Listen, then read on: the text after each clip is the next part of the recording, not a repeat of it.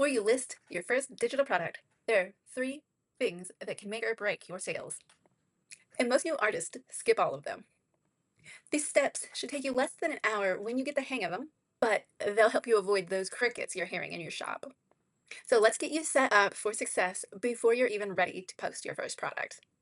Hey friends, if you're new here, I'm Cynthia McDonald, owner and designer behind Doodle and Design Studio, where we make cute art, turn some of it into digital products, and share as we go, learn and grow together. So if you've been thinking about launching some digital products, check out this video and make sure you're following some of these steps, ideally all three of them, and let's get started.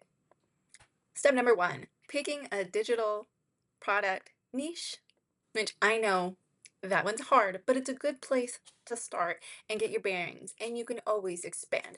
But if you're too broad, it's gonna be hard to know you for anything, if that makes sense. It's gonna be a bit harder for you to stand out in a crowd. For instance, instead of, hey, I want to make printable wall art, how about I want to make printable wall art for dog lovers?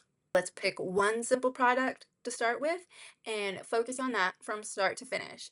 And if you've seen any of my other content, you probably know I'm going to want you to make at least 10 additional versions of that same product so you really get the repetition, you know that product inside and out, and it will be easier for you to continually make that product instead of switching on and off from one product and next week making a different product and the week after that making a different product. By the time you get back to that original product, you're going to have forgotten some of the steps or possibly some of the shortcuts that you would have discovered if you would have kept with it and possibly have to relearn some of the steps to even make the next product.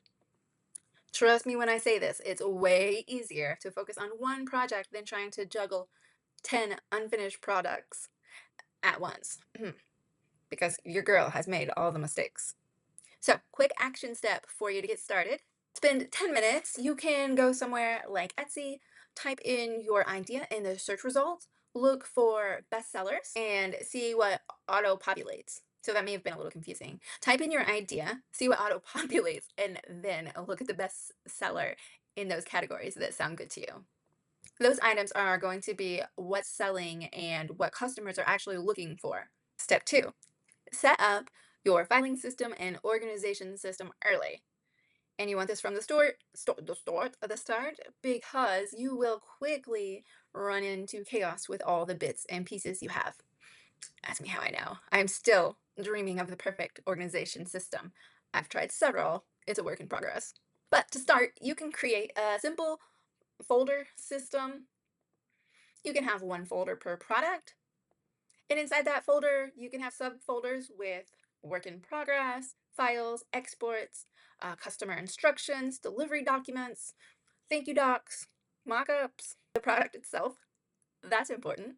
And if it's easier for you, you could put this on Google Drive or Dropbox, or if you just want a backup of all of your folders, which isn't a bad idea, you may want to use that as well as your computer for storing your documents, products, all your important stuff and things.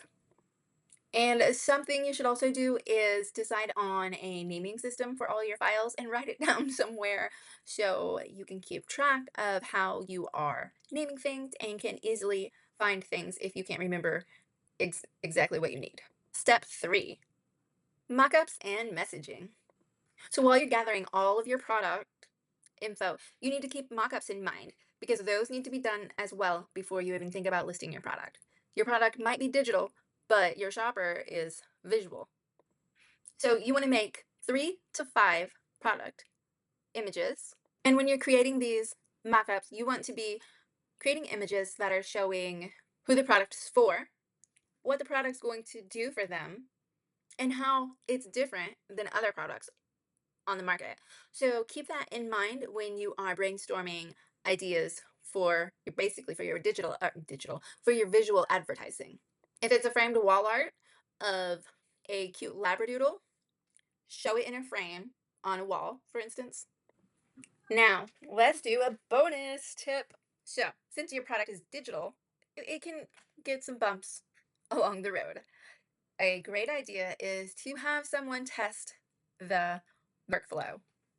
So, this might mean Um, Check your in delivery product. You could possibly, email the file to a friend, see if they can open it, make sure everything is working properly, send them your delivery documents, they can read through, and you can find out if they make sense. If anything is broken, you can fix it before you launch your product. Starting your shop and launching your products aren't about being perfect. You're going to make mistakes. You're not going to have everything right. And that's okay. You need to get started, or you'll stay in an endless loop of fixing and tweaking, and it's never going to be good enough. So, after you've done these things, have someone test it, launch it, get it out there in the world, and then you can go from there. Then you can improve it if it needs improved, or go on to your next product. And if you're not sure what you want your first product or your next product to be, that's okay. I created a free quick quiz. It'll only take you a couple minutes where you'll get a product idea. There's also a GPT prompt that will help you plan that idea, give you several themes, colors, all of the things to take away that decision fatigue and get you out of your brain and creating. And that's it, guys, for today. I hope to see you again real soon. Have a great day.